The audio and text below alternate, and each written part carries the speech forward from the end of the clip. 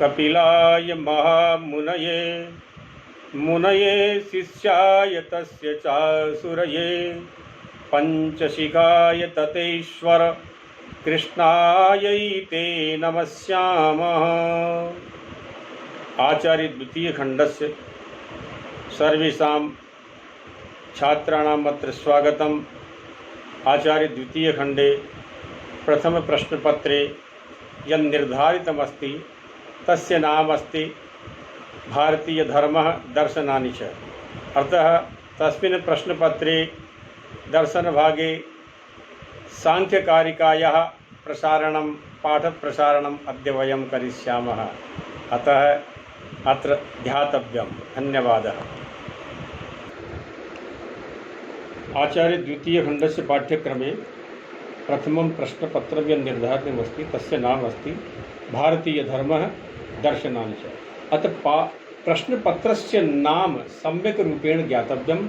भारतीय धर्मः दर्शनानि च। हिन्द्यां भारतीय धर्म और दर्शन। भारतीय संस्कृतिरथस्य आधारभूतं चक्रद्वयमस्ति। प्रथमो धर्मः अपरं च दर्शनम्।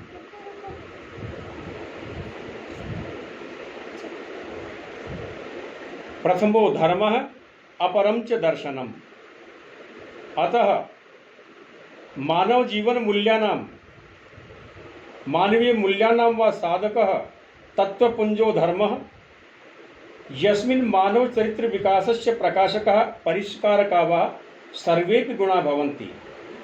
अतः धर्मस्य यत् स्वरूपं भारतीय संस्कृतौ निर्धारितमस्ति धृति क्षमा दमोस्तेयं शौचमिन्द्रिय निग्रह धीर्विद्या सत्यमक्रोधः दशकं धर्मलक्षणम्। इत्थं धर्मः आचरण प्रधानः। धर्मः दायित्वं प्रतिबोधयति। निश्चित रूपेण धार्मिकः जनः चरित्र संपन्नो भवति इति सुनिश्चितम्। यदि वयं विचारयामः तर्हि धर्मः आचरण प्रधानः एवं च दर्शनं विचार प्रधानमस्ति। अतः दर्शन शास्त्रेण परीक्षितो धर्म एव परिष्कृतो धर्मः। यदि कोऽपि धर्मः दर्शन शास्त्रस्य विचार परीक्षणात् भयभीतो भवति तर्हि नास्ति स धर्मः। भारते धर्म दर्शनयोः समन्वयः प्राचीन कालात् अद्यावधि पर्यन्तं सततम् अस्ति। अतः धर्मगुरो भारतस्य तत्त्वस्वरूपबोधाय दर्शनशास्त्रस्य ज्ञानम् आवश्यकमस्ति इति धर्मदर्शनयोः प्रस्तावना। अर्थात भारतीय संस्कृति का जो मूल आधार है वह है धर्म और दर्शन। इसके कारण भारत की जो प्राचीन प्रतिष्ठा थी विश्वगुरु प्रतिष्ठा अथवा विश्व धर्मगुरु प्रतिष्ठा, तो इसके मूल में धर्म और दर्शन दोनों का समन्वय था। क्योंकि एक धर्म संपन्न व्यक्ति कभी भी चरित्रहीन नहीं हो सकता। धर्म ही वह तत्व है जो व्यक्ति को दायित्व पालन के प्रति प्रेरित करता है। तो भारतीय संस्कृति की यही विशेषता थी, यही उसका वैशिष्ट्य था कि यहाँ का प्रत्येक व्यक्ति धार्मिक था और वह विश्व का कल्याण करने में समर्थ था। इसीलिए कहा भी गया है एतद् देश प्रसूतस्य सकाशादग्र जन्मनः स्वं स्वं चरित्रं शिक्षेरन् पृथिव्यां सर्वमानवः। किंतु धर्म को परिष्कृत करने का जो दायित्व है वह दर्शन शास्त्र का है। इसीलिए हमारे यहाँ धर्म का परीक्षण दर्शन के माध्यम से किया जाता था। जो भी धर्म यदि दर्शन से डरता हो, दर्शन के विचारणा से भयभीत होता हो, तो निश्चित रूपेण वह धर्म नहीं है। भारतीय संस्कृति की यह विशेषता रही और भारतीय संस्कृति की यह उदारता रही कि समय समय पर यहाँ विभिन्न विद्वानों ने, दार्शनिकों ने हमारे धर्म का परीक्षण किया और उसमें यदि किसी भी प्रकार की कोई दोष आए तो उनका निराकरण करने का पूरा प्रयास किया। इसलिए भारतीय संस्कृति के ज्ञान के लिए, भारतीय धर्म के ज्ञान के लिए भारतीय दर्शन का ज्ञान अत्यावश्यक है। क्योंकि धर्म आचरण प्रधान है और दर्शन विचार प्रधान है, तो दर्शन की विचारधारा को हमें समझना होगा। और धर्म और दर्शन के समन्वय की जो परंपरा भारतवर्ष में रही वह विश्व में अन्यत्र किसी भी देश में यह परंपरा नहीं पाई जाती है। इसलिए हमें सबसे पहले समझना है दर्शन क्या है। दर्शन शब्द की व्युत्पत्ति दर्शनम इति दृश्य धातु ल्युट प्रत्यय सति दर्शनम, अर्थात देखना। कस्य दर्शनम? वयम नेत्राभ्याम तो भौतिक जगतः अवलोकनम कुर्मः, परम अदृष्ट विषयाणाम रहस्य विषयाणाम सूक्ष्म विषयाणाम वा दर्शनम अमूर्त विषयाणाम दर्शनम। यथा सृष्टि समुत्पत्ति कथम केन कृता आत्मनः परमात्मनः जन्म मृत्यु पुनर्जन्म विषयाणाम तादृशानां रहस्य विषयाणां विवेचनम दर्शनम ज्ञानम इत्येव दर्शन शास्त्रम। दर्शन शास्त्रम इत्येव कार्यम उपदिशति। यतो हि निश्चित रूपेण वयं जानीमः यत् नेत्राभ्याम तु स्थूल जगतः दर्शनम कर्तुं शक्नुमः, परम सूक्ष्म विषयाणाम अवलोकनम कथम स्यात् इति कार्यमेव दर्शन शास्त्रस्य कार्यम। सामान्यतः लोके सर्वेषां भौतिक विषयाणाम अवलोकनम दर्शनम वा नेत्राभ्यां क्रियते, परंतु येषां सूक्ष्म विषयाणाम अमूर्तानां रहस्यानां चर्मचक्षुभिः कर्तुं न शक्यते तेषां दर्शनम अवलोकनम अनुभवो वा अंतर्दृष्टि माध्यमेन येन ज्ञायते साध्यते वा तदेव दर्शनम। अतः दर्शनस्य अध्ययनम आवश्यकम, परम अत्र विचारणीयम। दर्शनस्य मूल बीजः कुत्रास्ति? वेदोऽखिलो धर्ममूलम्। इत्थं दर्शनस्य मूल बीजः कुत्र? वेदेषु अस्ति। यथा नास्दीये सूक्ते, पुरुष सूक्ते, वाक् सूक्ते च। नास्दीय सूक्ते तु सृष्टेः उत्पत्ति पूर्व दशाया वर्णनम, अर्थात प्रलय दशाया वर्णनम अपि अस्ति। पुरुष सूक्ते सृष्टेः समुत्पत्ति प्रक्रिया भी वर्णिता। अतः तदनन्तरम उपनिषद ग्रंथेषु दर्शन विषयाणां सत्यान्वेषणम् अस्ति। इत्थं वेदाः उपनिषदश्च येषां दर्शनानां प्रमाणभूता सन्ति तानि आस्तिक दर्शनानि इत्युच्यन्ते। भारतीय संस्कृति के समस्त ज्ञान विज्ञान का मूल वेद है। अतः कहा गया वेदोऽखिलो धर्ममूलम्। वेदों के पश्चात दर्शनों में, उपनिषद ग्रंथों में उनका सत्यान्वेषण किया गया। इसलिए हमारी विचारधारा, भारतीय शास्त्रों की विचारधारा, दर्शन की विचारधारा वेद अथवा उपनिषदों पर आधारित है। इसलिए इन दर्शन शास्त्रों में जिस किसी भी विषय का यदि अंतिम प्रमाणीकरण देखना हो तो आधार होंगे या तो वेद अथवा उपनिषद। इसलिए हमारी दर्शन शास्त्र की जो भी शाखा वेद पर अथवा उपनिषद पर आधारित है, वेद ही जिसके प्रमाण है। वेदा एवं प्रमाणभूता सन्ति। वेदेषु प्रति वेदान प्रति श्रद्धा अस्ति तानि आस्तिक दर्शनानि इति। एवं यानि दर्शनानि भारते तु अभिव्यक्ति पक्षस्य स्वतंत्रता प्राचीन कालादेव अस्ति। भारत में अभिव्यक्ति की स्वतंत्रता प्राचीन काल से ही है। ऐसा नहीं है कि सभी वेदों के विचार को सर्वसम्मत मानते हों, लेकिन कुछ विचारधाराएं ऐसी भी यहाँ उत्पन्न हुई कि वेदों के प्रति अपना विश्वास प्रकट नहीं करती है। तो जो विचारधारा वेदों के प्रति जिनका विश्वास नहीं है, उनको हमने यहाँ उनको भी पूरा अवसर दिया। अतः यानि दर्शनानि वेदेषु न विश्वसन्ति तानि नास्तिक दर्शनानि इत्युच्यन्ते। यथा बौद्ध दर्शनम, जैन दर्शनम, चार्वाक दर्शनम च। इत्थम आस्तिक दर्शनेषु प्रमुखमस्ति सांख्य दर्शनम, यस्य प्रणेता कपिल मुनिः। आस्तिक दर्शनेषु सांख्य दर्शनम प्रमुखम, यस्य प्रणेता कपिल मुनिः। न्याय दर्शनम, न्याय दर्शनस्य प्रणेता गौतमः। वैशेषिक दर्शनम, यस्य प्रणेता महर्षि कणादः। योग दर्शनम, यस्य प्रणेता पतंजलि मीमांसा दर्शनम च यस्य प्रणेता जैमिनी वेदांत दर्शनम यस्य प्रणेता बादरायण। इत्थम आस्तिक दर्शनेषु सांख्य दर्शनम यस्य प्रणेता महर्षि कपिल मुनि अस्ति। इत्थम दर्शन शास्त्रस्य उत्तरोत्तरम सांख्य दर्शनम वयम अधुना विवेचयामः। दर्शन शास्त्रस्य नाम अस्ति सांख्य दर्शनम। अत्र शब्दद्वयम सांख्य दर्शनम च। अतः सांख्य शब्दस्य विश्लेषणम आवश्यकम।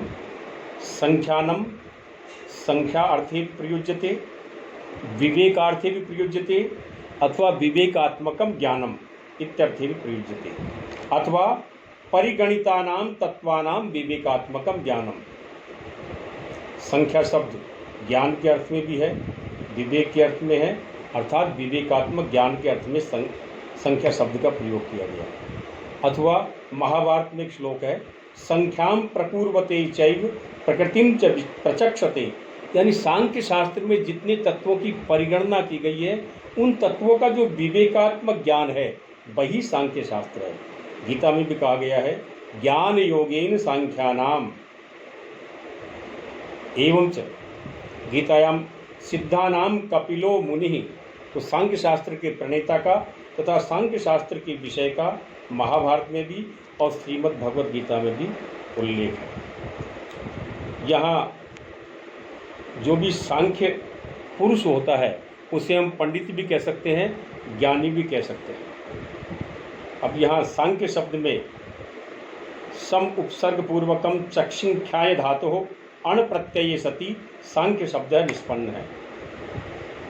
यस्यार्थः सम्यक ख्यानम अर्थात सम्यक विचारः, यानी सम्यक ज्ञान ही सांख्य शास्त्र है, जिसके यस्य प्रणेता कपिल मुनि। कपिल मुनि विषये यदि वयम जानीमः तर्हि श्रीमद् भागवत पुराणे कथास्ति यत् स्वायंभुव मनुः तेषां पुत्री देवहूति कर्दम मुनिना सह विवाहिता। अतः देवहूति कर्दम मुनि तयोर पुत्रः कपिलः। अतः तेनेव कपिल मुनिना सांख्य दर्शनम प्रणीतम।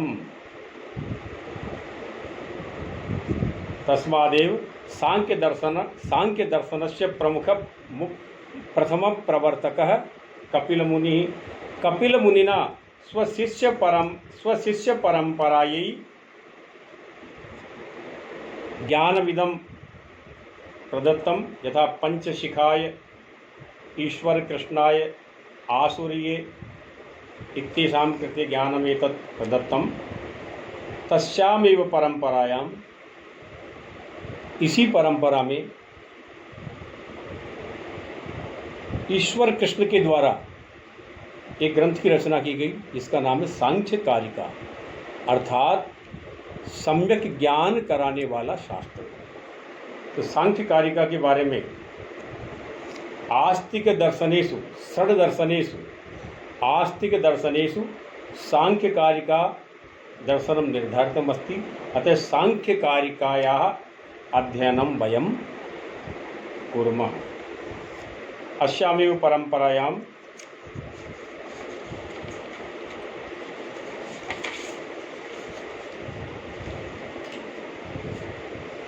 वयं यदि सांख्य दर्शन से शिष्य परंपरा कथयामः तर्हि आसुरी पंचशिखः विंध्यवासः वार्षगण्यः इत्थं परंपरया षड्विंशति शिष्याः सन्ति।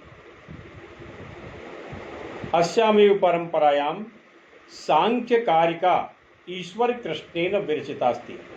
ईश्वर कृष्णस्य समयः मन्ये विक्रम संवत पूर्वमस्ति। अर्थात महर्षि कपिल के द्वारा प्रणीत सांख्य दर्शन अपनी शिष्य परंपरा से, जिनमें उनके प्रमुख शिष्य आसुरी, पंचसिक, विंध्यवास, वार्षगण्य इत्यादि लगभग 26 शिष्य हुए, उन शिष्य परंपरा में ईश्वर कृष्ण ने, यानी लगभग आज से 2020 वर्ष पूर्व, यानी विक्रम संवत पूर्व आज से, तो उन्होंने सांख्य कारिका नामक ग्रंथ की रचना की। और उस सांख्य कारिका ग्रंथ की इतनी प्रसिद्धि हुई कि विभिन्न विद्वानों ने, परवर्ती विद्वानों ने उसकी टीका लिखी। उन टीकाकारों में 23 टीकाकारेषु प्रमुखास्ति युक्ति दीपिका टीका। युक्ति दीपिका टीकायाः रचनाकार लेखकः कोऽस्ति इति न ज्ञायते, परं जयमंगला टीका इत्यस्य टीकाकारः शंकराचार्यः। सांख्य तत्व कौमुदी या सर्व प्रतिष्ठिता टीका अस्ति, तस्य टीकाकारः वाचस्पति मिश्रः। एवं च सांख्य तरुवसन्तः इति मुडुम्ब नरसिंहः। इत्थं सांख्य कारिकायाः विभिन्ना टीका कृता, तेषु प्रतिष्ठिता टीका सांख्य तत्व कौमुदी टीकाकार वाचस्पति मिश्र। इत्थम सांख्य कारिका दर्शनस्य इत्येव वैशिष्ट्यं यत् तत्वज्ञानात् मोक्ष प्राप्तिर्भवति अथवा दुःखाभावो वा भवति इति सांख्य दर्शनस्य प्रधान प्रयोजनमस्ति। तत् प्रधान प्रयोजनमेव सांख्यकारिकाकारः ईश्वर कृष्णः प्रथमे पद्ये प्रस्तौति। हमें जो प्रमुख बिंदु है उनकी जानकारी अब इस क्रम से करनी चाहिए। सांख्य दर्शन का क्या प्रयोजन है, सांख्य दर्शन के प्रणेता कौन है, उनकी शिष्य परंपरा, उसमें ईश्वर कृष्ण की अपनी रचना और उस रचना की टीकाकार। अब हमें ईश्वर कृष्ण की रचना, अतः अधुना अस्माकं आचार्य द्वितीय खंडस्य पाठ्यक्रमे भारतीय दर्शने सांख्य कारिका इति ग्रंथः निर्धारित है। अतः सांख्य कारिकायाः ईश्वर कृष्ण विरचितायाः सांख्य कारिकायाः अध्ययनम् इति प्रस्तावना पूर्वकम् अधुना कुर्मः। सांख्य कारिकायाः प्रथमे पद्ये ग्रंथस्य किं प्रयोजनमस्ति। सांख्य कारिका के प्रथम श्लोक में इस ग्रंथ का क्या प्रयोजन है, यानी मंगलाचरण में ग्रंथ की विषय वस्तु को भी स्थापित किया जाता है। तो ग्रंथ की क्या विषय वस्तु है, इसकी स्थापना सांख्य कारिका के प्रथम श्लोक में है। दुःखत्रयाभिघाता जिज्ञासा तदपघातके हेतौ दृष्टे सा अपार्था चेन्नैकान्तात्यन्ततो भावात्। अर्थात दुःखत्रयाभिघातात् त्रयाणां दुःखानां प्रतिफलम् अभिघातात् त्रयाणां दुःखानां प्रहारै दुःख निवारण उपायान प्रति जिज्ञासा जायते। अतः यदि कोऽपि शंकां करोति यदि दुःख निवारणाय लौकिकोपायाः सन्ति तर्हि सा जिज्ञासा अपार्था निरर्थका। यदि कोऽपि एवं शंकां करोति इति नोचितं दुःख निवारणस्य येऽपि लौकिकोपायाः सन्ति ते उपायाः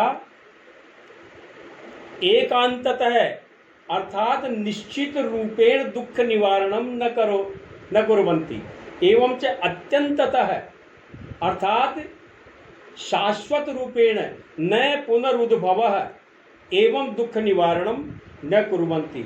इत्थं दुःख निवारणस्य येऽपि लौकिकोपायाः सन्ति ते एकांततः अत्यंततः दुःख निवारणं न कुर्वन्ति।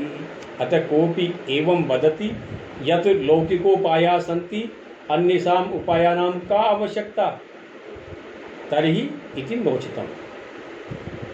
ये संसार दुःखमय है, सारे दुखों का 3 दुखों में अंतर्भाव किया गया है। अतः यहाँ ग्रंथकार कहते हैं दुःखत्रयम्, अर्थात तीनों दुखों का विवेचन है। आध्यात्मिकम, आदि भौतिकम, आदि देविकम। आध्यात्मिकम दुखम द्विविधम अस्ति। आदि व्याधिश्च, आदि अर्थात अंतःकरणे मानसे एवं च व्याधि शरीरे उक्तमपि शरीरम व्याधि मंदिरम। अर्थात आध्यात्मिक दुख दो प्रकार का है, जिसमें मानसिक दुख और शारीरिक दुख। मानसिक दुखों का वर्तमान में हम दुष्प्रभाव देख रहे हैं कि किस प्रकार से विषादग्रस्त सारी सृष्टि के लोग वर्तमान में हो रहे हैं। तो आध्यात्मिक दुख, इसके बाद हम देखते हैं आदि भौतिकम।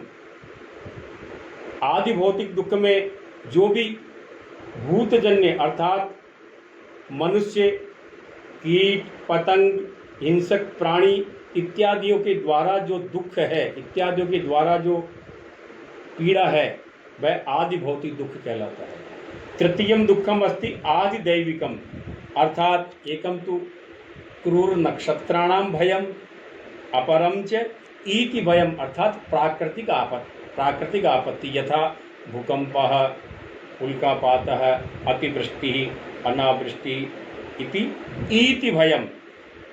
इस प्रकार से तीनों प्रकार के जो दुख हैं, इन दुखों के अभिघात से, इनके प्रहार से प्रत्येक व्यक्ति पीड़ित है।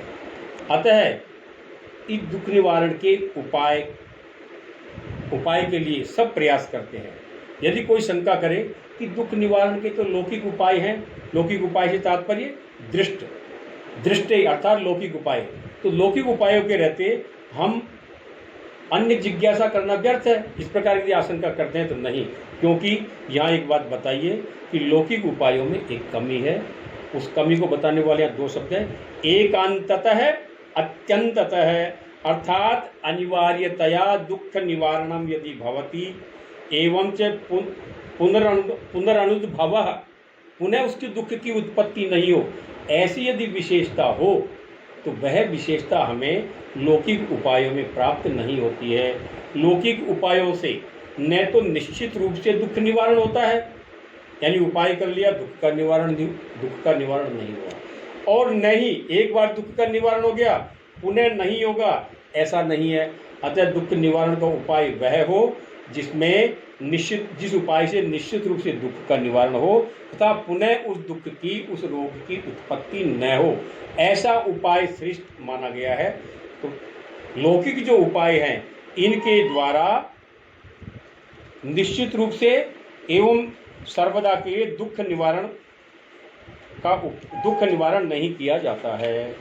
अतः ऐसी स्थिति में अन्य जो उपाय है उसके प्रति हमारी जिज्ञासा स्वाभाविक है। यदि अस्मिन्नेव क्रमे कोऽपि वदति वैदिकोपाया अपि सन्ति तर्हि अत्र सांख्यकारिकाकारः स्थापयति निर्दिशति यत् वैदिकोपाया अपि निर्दोषा न सन्ति। तस्मात् सांख्यशास्त्रस्य उपायं स्थापयन् सांख्य विषयं स्थापयति। अर्थात सांख्यकारिकाकारः स्वग्रंथस्य द्वितीय पद्ये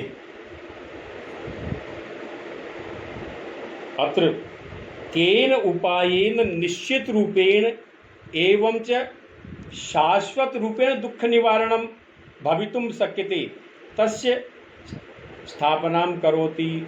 अर्थात वैदिकोपाया यथा लौकिकोपायाः निश्चित रूपेण शाश्वत रूपेण अर्थात एकांततः अत्यंततः दुख निवारणं न कुर्वन्ति लौकिकोपाया तथैव वैदिकोपायापि निश्चित रूपेण एवं च शाश्वत रूपेण दुख निवारणं न कुर्वन्ति। अतः वैदिकोपायापि दोषयुक्ताः सन्ति।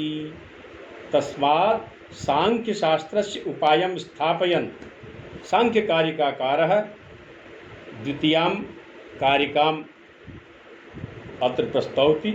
दृष्टवद आनुस्रविकः सहि अविशुद्धिक्षयातिशय युक्तः तद विपरीतः श्रेयान् व्यक्तज्ञ विज्ञानात्। अर्थात दृष्टवत लौकिक उपायों के समान ही लौकिक उपायों में जो कमी थी, यानी वो भी एकांतिक रूप से और आत्यंतिक रूप से दुख निवारण करने में सक्षम नहीं है, उसी प्रकार से वैदिक उपाय भी।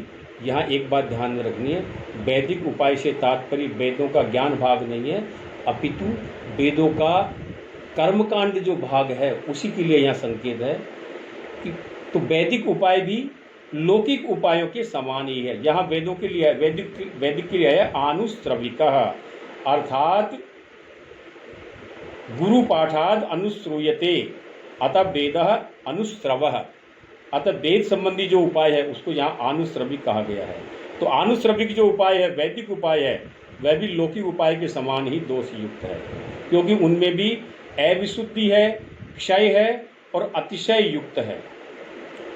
वैदिक उपायों में अविशुद्धि किस प्रकार है? क्योंकि वो वैदिक उपाय भी शुद्ध नहीं है। यहाँ हम प्राचीन काल में देखते हैं कि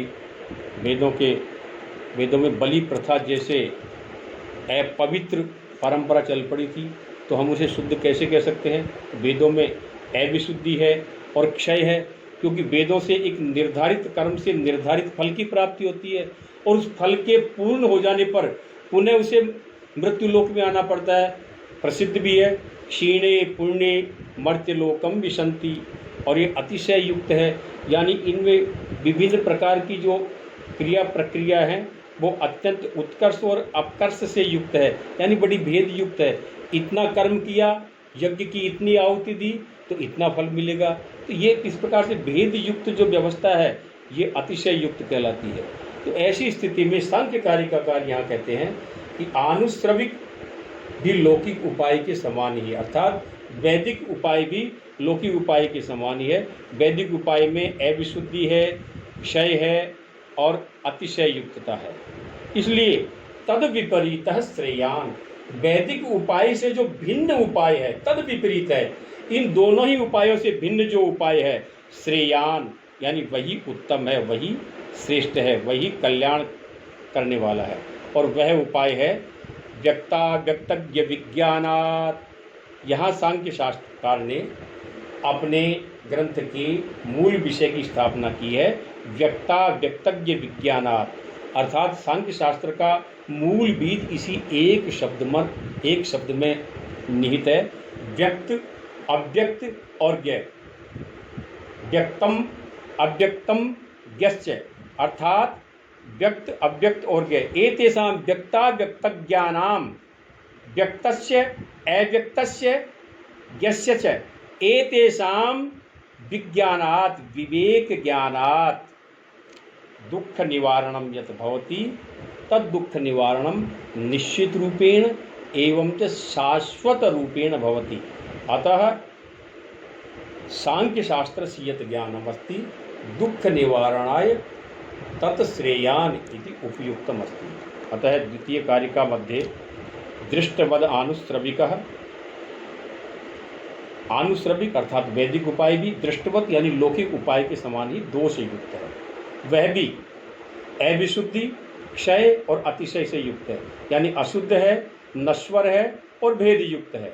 इसीलिए हमें जिज्ञासा जो हमारी थी वह उचित है। यहाँ सांख्यकारिकाकार जो पहले कहा गया था कि यदि कोई आशंका करते हैं कि जिज्ञासा निरर्थक है अन्य ग्रंथों के प्रति, अन्य उपायों के प्रति, तो वह जिज्ञासा हमारी सार्थक है। इसीलिए तद विपरीत है, यानी इन दोषों से रहित जो उपाय है वही कल्याणकर है, और वह उपाय है व्यक्ताव्यक्तज्ञ विज्ञानात्, यानी व्यक्त, अव्यक्त और ज्ञ, इनके विज्ञानात् यानी विवेक ज्ञान से जो दुख का निवारण होता है वही श्रेयान यानी श्रेयस्कर है, कल्याणकर है। अधुना वयम तृतीय कारिका मध्ये व्यक्ताव्यक्तज्ञानां विवेचनं करिष्यामः। तृतीय कारिका अस्ति, तत्र स्थापयति ग्रंथकारः येषां पदार्थानां तत्त्वानां वा सम्यक्तया ज्ञानात् दुःख निवारणं भवति तेषां वर्णनम् अत्र ग्रंथकारेण क्रियते।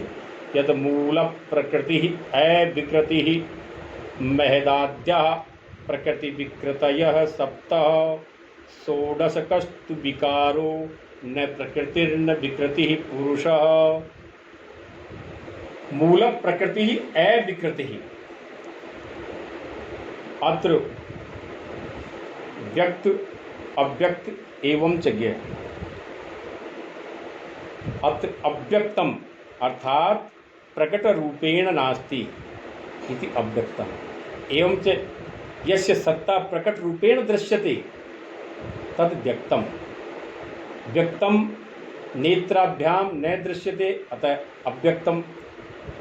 इत्थम मूल प्रकृति ही अविकृति ही। जो मूल प्रकृति है वह अव्यक्त है और अविकृत है। यहाँ तीन जो शब्द हैं, व्यक्त, अव्यक्त और ज्ञेय, इनमें से सर्वप्रथम हम अव्यक्त को समझेंगे।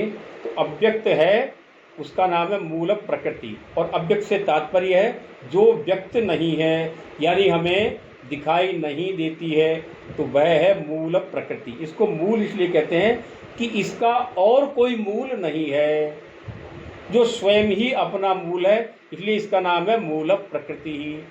और यह अविकृत है। अविकृत इसलिए कहते हैं कि यह केवल प्रकृति है, न कस्मादपि समुत्पन्नः तस्मात् अविकृतः। यह किसी का विकार नहीं है। यहाँ हमें विकृत और अविकृत शब्दों का बोध करना आवश्यक होगा। विकृत उसे कहेंगे जो किसी से उत्पन्न हो, अविकृत उसे कहेंगे जो किसी से उत्पन्न नहीं हो। तो मूल अव्यक्त मूल प्रकृति है और मूल प्रकृति अविकृति है, इसलिए कि वह किसी से उत्पन्न नहीं है। तो स्वयं ही मूल है अपना, इसलिए उसका नाम हो गया हुआ मूल प्रकृति ही। और किसी से उत्पन्न नहीं है, इसलिए उसका नाम हुआ अविकृति ही। अब मूल प्रकृति से जो तत्व उत्पन्न होते हैं उनमें सबसे पहला है महत तत्व, यानी महद आद्या, महत आदि।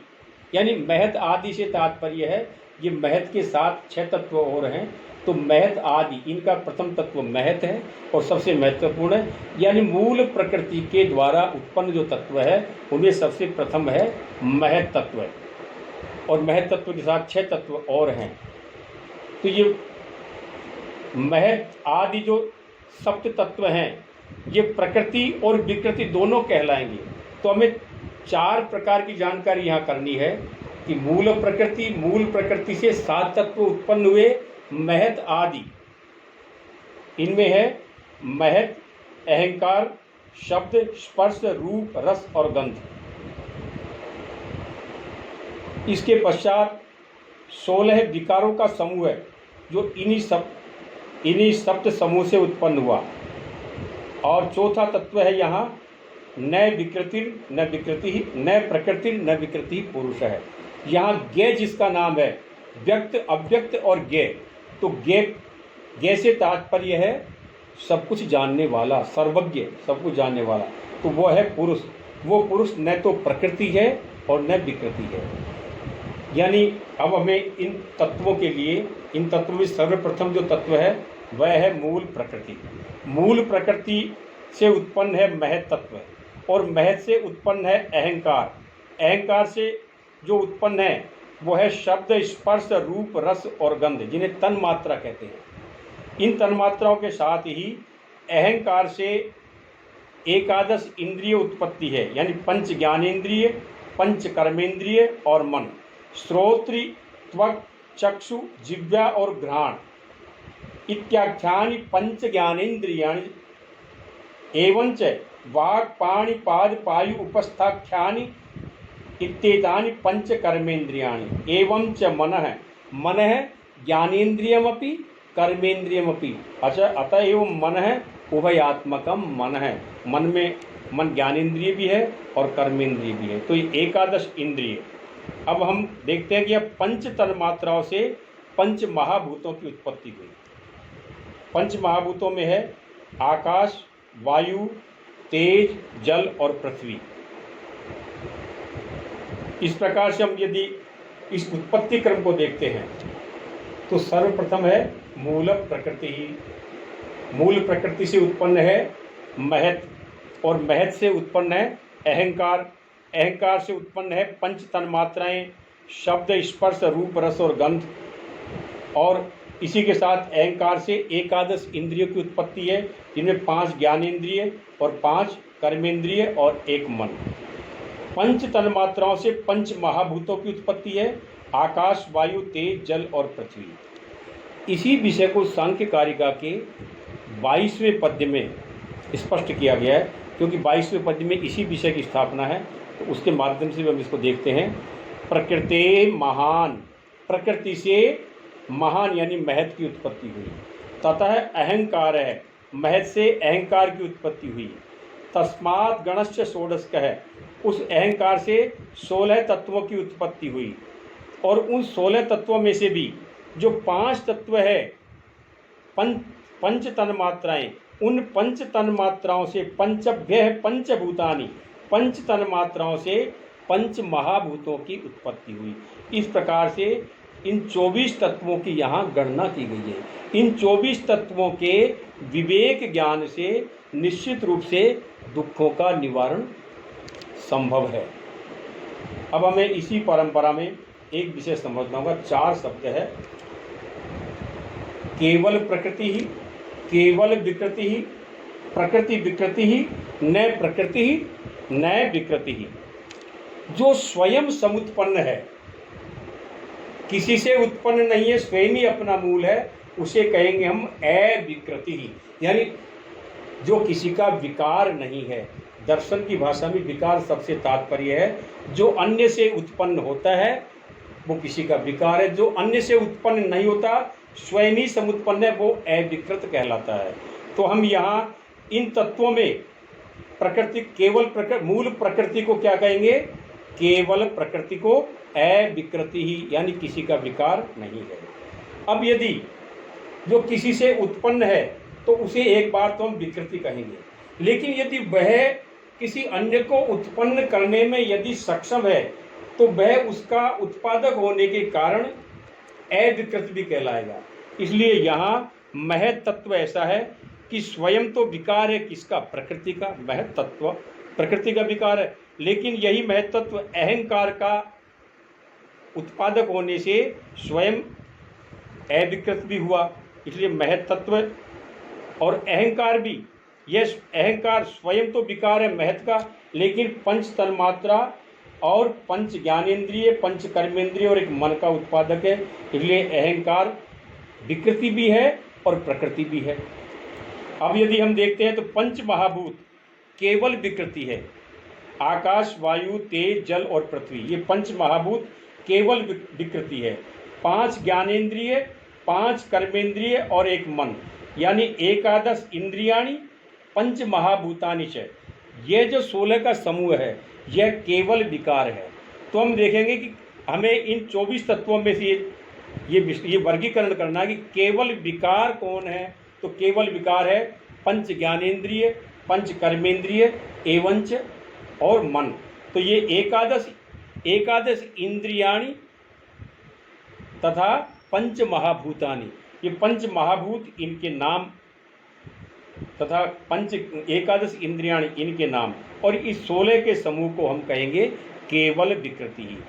अब और केवल प्रकृति उसे कहेंगे जो स्वयं समुत्पन्न है, किसी अन्य का विकार नहीं है, वहाँ केवल मूल प्रकृति है जो अविकृति है। अब जो प्रकृति भी है जो दूसरे से उत्पन्न है इसलिए तो विकृत है, लेकिन अन्य को उत्पन्न भी करते हैं इसलिए वह प्रकृति भी है। तो ऐसी स्थिति में ये जो सप्त समुदाय है, महत, अहंकार तथा पंच तन मात्राएं, ये प्रकृति और विकृति दोनों ही है। इस प्रकार से इन 24 तत्वों का हमने 3 श्रेणियों में वर्गीकरण किया। चौथी श्रेणी है न प्रकृति न विकृति ही, जो न तो प्रकृति है और न विकृति है। इस श्रेणी में ज्ञ, जो दूसरी कारिका में जहाँ ज्ञ शब्द आया था तो वह ज्ञ यानी सब कुछ जानने वाला, वह न तो प्रकृति है और न विकृति है। इस प्रकार से चौथी श्रेणी में केवल पुरुष, जिसे हम पुरुष कहते हैं, वो न प्रकृति और न विकृति अर्थात अनुभव रूप है, उसे हम प्रकृति भी नहीं कहेंगे और विकृति भी नहीं कह सकेंगे। इस प्रकार से हम ये देखें कि एक बार व्यक्ता व्यक्तज्ञ विज्ञानात्, ये जो शब्द आया व्यक्त, अव्यक्त और ज्ञ, इनके विज्ञान से यानी विवेक ज्ञान से दुखों की एकांतिक और आत्यंतिक निवृत्ति होती है। तो ये व्यक्त, अव्यक्त और ज्ञ, सांख्य शास्त्र का मूल बीज यही है। तो हमें व्यक्त, अव्यक्त और ज्ञ, यानी व्यक्त में व्यक्त में 23 तत्व हैं, अव्यक्त एक है प्रकृति, मूल प्रकृति, और एक है न प्रकृति न विकृति, पुरुष है पुरुष। तो इस प्रकार से ये जो 25 तत्व हुए यही सांख्य शास्त्र का मूल बीज है, और इनके विवेक ज्ञान से ही संपूर्ण दुखों का एकांतिक और आत्यंतिक रूप से निवारण संभव है। तो विकृति, यहाँ प्रकृति, विकृति और प्रकृति, केवल विकृति और प्रकृति और विकृति और न प्रकृति और न विकृति, इन 25 तत्वों का इन 4 श्रेणियों में विभाजन करना। तो 25 तत्वों का, तो सांख्य सम्मतानाम पंचविंशति तत्वानाम नामोल्लेख पूर्वकम अत्र केवल प्रकृति ही केवल विकृति ही प्रकृति विकृति ही न प्रकृति न विकृति इति वर्गीकरणम करणीयम। यदि इस प्रकार का प्रश्न आता है तो हमें यह 25 तत्वों का इस प्रकार से विभाजन करना है। तो यहाँ प्रकृति से तात्पर्य यहाँ प्रकर्षेण धीयते स्थाप्यते अत्र अखिलम इति प्रधानम एवं प्रकरोति इति प्रकृति ही। अब यहाँ प्रकृति को अव्यक्त इसलिए कहते हैं कि प्रकृति हमें दिखाई नहीं देती, प्रकृति के विकार जो है व्यक्त रूप में वो हमें दिखाई देते हैं। दर्शन शास्त्र का यही कार्य है कि जो दिखाई नहीं देता उसको अंतःकरण के ज्ञान के द्वारा, अंतःकरण के नेत्रों से उन रहस्य विषयों को दिखाना, यही दर्शन शास्त्र का मूल लक्ष्य होता है। इसीलिए सांख्य शास्त्र का जो मूल प्रयोजन है वह है अव्यक्त को और ज्ञेय को तथा व्यक्त को, इनका भेद पूर्वक, इनका परिगणन करते हुए भेद पूर्वक इनका जो विवेक ज्ञान है वही दुख निवारण में सक्षम है। इसलिए सांख्य शास्त्र का यही प्रयोजन है। तो आज के हमारे इस प्रथम पाठ के बारे में आप सब इन 3 कारिकाओं के माध्यम से जो प्रश्न निर्धारित हुए, इसमें सबसे पहले तीनों प्रकार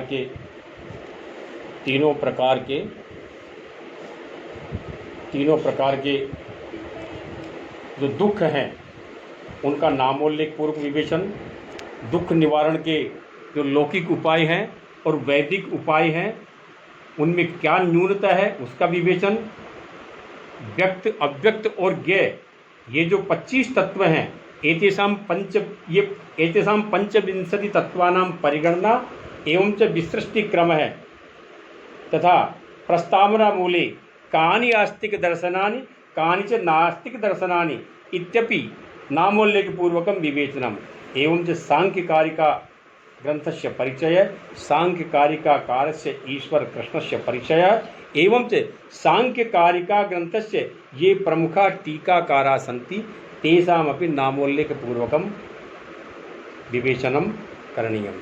तो यही सांख्यकारिका ग्रंथ का यही मूल लक्ष्य है।